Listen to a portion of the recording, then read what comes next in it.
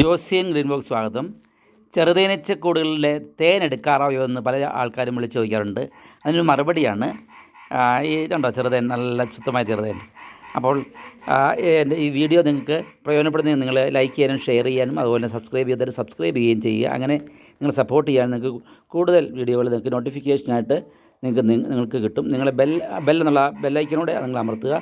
അപ്പോൾ നിങ്ങൾക്ക് എല്ലാ കാര്യങ്ങളും ലഭിക്കും, തേനീച്ച സംബന്ധമായ കാര്യങ്ങളും. ഓക്കെ, നമ്മൾ വീഡിയോയിൽ കിടക്കാം. നമ്മുടെ തേനീച്ചകളുണ്ടോ? ഒരു തേനീച്ചക്കൂടിൽ കണ്ടോ തേനുണ്ട്, അതിൻ്റെ പല മുട്ടകളുണ്ട്, വെള്ളമുട്ടയും അതുപോലെ തവിട്ടമുട്ടയും കണ്ടോ. നമ്മൾ പിരിക്കുമ്പോൾ വെള്ളമുട്ടയും തവിട്ടമുട്ടയും എടുത്ത് വെക്കണം. എന്നിട്ട് റാണിമുട്ടയോട് കൂട്ടി വെച്ചാണ് പിരിക്കുക. അല്പം പൊട്ടാത്ത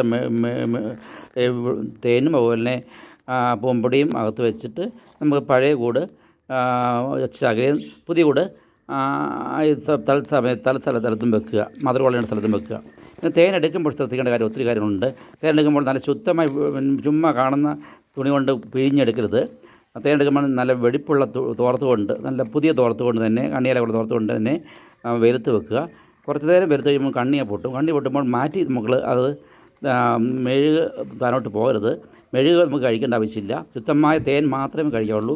മെഴുക് താഴോട്ട് പോകാതെ തേൻ മാത്രം ഊറി വരുമ്പോൾ നമ്മുടെ തണലത്തോട്ട് വെക്കുമ്പോൾ അങ്ങനെ തേനെടുക്കുക. ശുദ്ധമായ തേൻ മാത്രം നമുക്ക് കഴിക്കണം. ഏറ്റവും നല്ല ഔഷധ ഗുണമുള്ള ഏറ്റവും കൂടുതലാണ് തേൻ.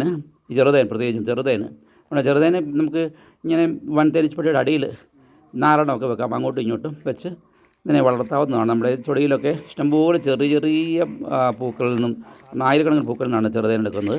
അത്രയും ഔഷധ ഗുണമുള്ളതാണ്. കുട്ടികൾക്കൊക്കെ കഴിക്കാവുന്ന ഏറ്റവും നല്ലൊരു മരുന്നാണ്.